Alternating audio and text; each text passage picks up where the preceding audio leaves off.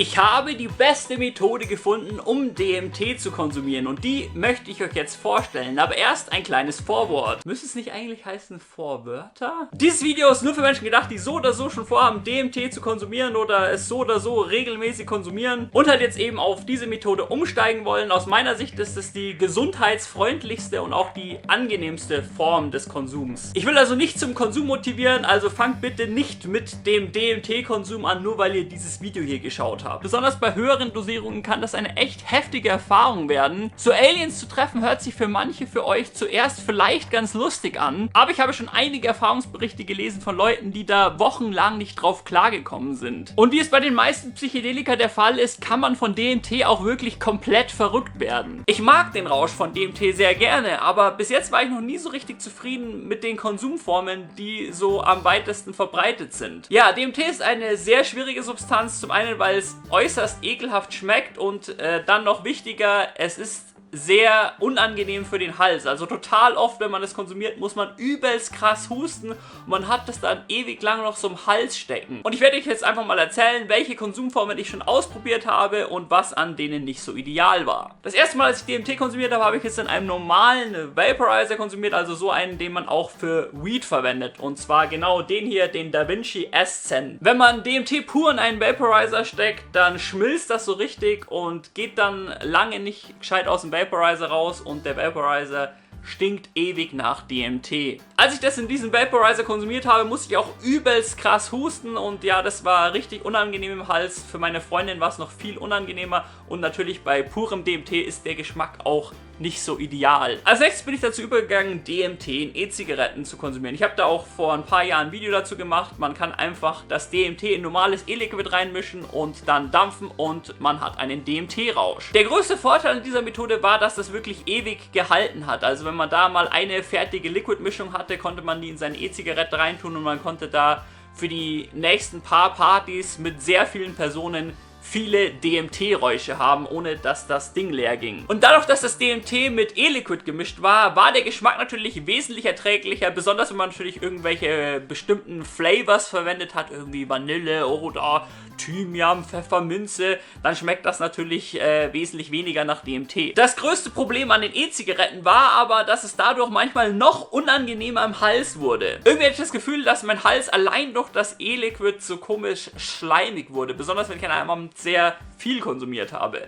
Es könnte natürlich gut sein, dass es durch das DMT deutlich schlimmer wurde, aber es ist auf jeden Fall nicht sehr angenehm. Es fühlt sich so an, wie sich Lucy Cat nach einer Bukkake-Szene fühlen muss. Die Kenner wissen natürlich, dass es mit Lucy Cat gar keine Bukkake-Szene gibt. Call me, falls du das ändern willst, Lucy. Und wo wir gerade schon beim Thema Bukkake sind, es kommt hinzu, dass die E-Zigaretten total oft so komisch gespritzt haben. Also während man die E-Zigarette im Mund hatte, hat die dann so komisch abgespritzt. Ich glaube meistens, wenn man angefangen hat, den Dampfknopf zu drücken. Und es ist einfach so fucking ekelhaft, wenn man dieses E-Liquid in den Hals oder den Mund gespritzt bekommt. Ich habe auch so viele unterschiedliche E-Zigaretten probiert, aber die haben so gut wie alle gespritzt. Jetzt wollen die E-Zigaretten-Fanatiker mir bestimmt voll die langen Texte schreiben. Ja, Simon, du musst das so und so machen, dann spritzt das nicht. Ich will bei einer DMT-Konsum-Session einfach ganz entspannt konsumieren, ohne irgendwie darüber nachzudenken, wie viel Watt ich einstellen muss oder wie fest ich ziehen darf, damit es nicht spritzt. Und ich habe auch irgendwie das Gefühl, dass diese DMT-Mischung mehr für Spritzen anfällig war als jetzt normale Liquids. Also das heißt,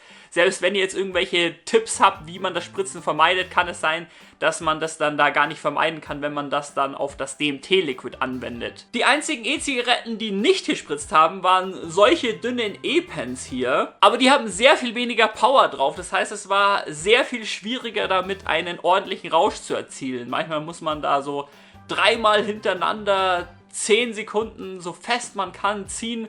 Und dann hat man erst leichte Optics gehabt. Das waren jedenfalls alles genügend Gründe für mich, dass ich DMT nicht mehr länger mit einer E-Zigarette konsumieren wollte. Und jetzt kommen wir noch zu der Konsumform, die vermutlich am häufigsten verwendet wird. Die meisten Menschen konsumieren DMT mit irgendwelchen Pfeifen oder selbstgebauten Konstrukten. Adam hat da auch mal ein Video dazu gemacht, wie er seine DMT-Pfeife baut. Aber an dieser Konsumform stört mich zum einen, dass man da ein Feuerzeug benutzt, um das DMT zu erhitzen. Und da hatte ich Angst, dass ich das DMT verbrenne, anstatt zu verdampfen. haben und dann ist es natürlich wesentlich ungesunder und unangenehmer. Und zweitens muss man bei dieser Konsumform viel zu oft nachladen. Also man zieht ein paar Mal dran und dann ist es schon aufgebraucht, man muss neues DMT rausholen und auf die Pfeife befördern. Das wäre wenig zu umständlich, vor allem weil ich es nie bei ein paar Zügen belasse. Ich gönne mir da immer direkt so eine richtige Session und ziehe da immer nach und nach, um den Rausch ein wenig aufzufrischen. Aber jetzt kommen wir endlich zu der Methode, die ich bis dato am geilsten finde. Als erstes nimmt man das DMT und vermischt es mit einem anderen dampfbaren Kraut. Da ich natürlich kein DMT besitze, zeige ich hier, wie ich das mit Mehl mache. Orientiert euch nicht an den von mir eingeblendeten Beispielaufnahmen, wenn ihr das mit DMT und Damiana macht. Sieht das dann schon in der Regel etwas anders aus. Zumindest jedes Mal, wenn ich diese Mischung gesehen habe, war das DMT sehr gut in das Damiana mit eingemischt.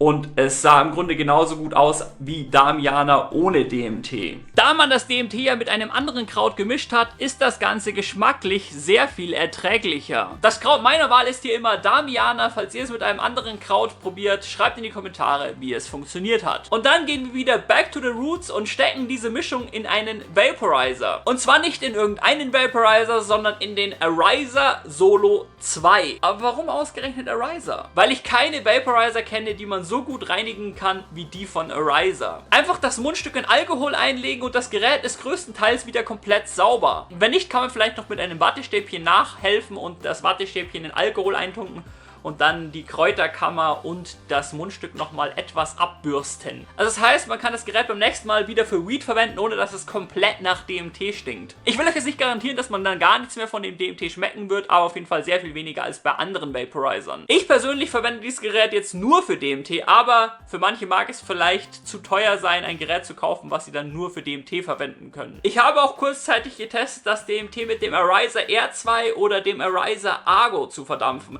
Das geht da auch schon ganz gut, aber irgendwie geht es mit dem Ariza Solo 2 ein gutes Stück besser. Vielleicht bilde ich mir das auch ein, jedenfalls habe ich das Gefühl, dass ich beim Solo weniger ziehen muss, um die gewünschte Rauschstufe zu erreichen. Wenn ich das Gerät dann so auf 160, 170 Grad stelle, kann ich das DMT schön dampfen und muss da so gut wie gar nicht husten. Man kann sich auch einen Wasserfilter am Mundstück dazu kaufen und das reduziert dann nochmal die Chance, dass man hustet. Und die ganz harten können mit dem Bong-Aufsatz auch eine Bong als Wasserfilter verwenden. Bevorzugterweise eine Bong von der vornehmsten Bong-Marke der Welt, Blackleaf, welche auch dieses Video unterstützen. In so einem Vaporizer hält das DMT jetzt nicht ganz so lange wie in einer E-Zigarette, aber für so eine kleine Session reicht's schon. So geschätzt 20 bis 40 Minuten kann man an so einem Vaporizer ziehen, ohne nachfüllen zu müssen, wenn man die Kräuterkammer komplett voll gemacht hat. Natürlich kommt es auch darauf an, wie viel DMT ihr zu dem Damiana dazu mischt. Wundert euch übrigens nicht, wenn kein Dampf kommt. Das ist kein Zeichen dafür, dass es nicht funktioniert. Wenn man an dem Ding zieht und dann den Dampf lange drin behält, dann atmet man dann nachher fast gar nichts mehr aus. Während einer Session puffe ich zwischendurch regelmäßig, weil da sieht man dann schon Dampf. Und wenn man keinen Dampf mehr beim Puffen sieht, dann ist das ein Zeichen für mich, dass ich nachladen muss. Und ja, man kann auch mit dieser Methode Breakthroughs erreichen. Ich habe es bis jetzt noch nicht gemacht, weil ich mich noch nicht bereit dafür fühle, aber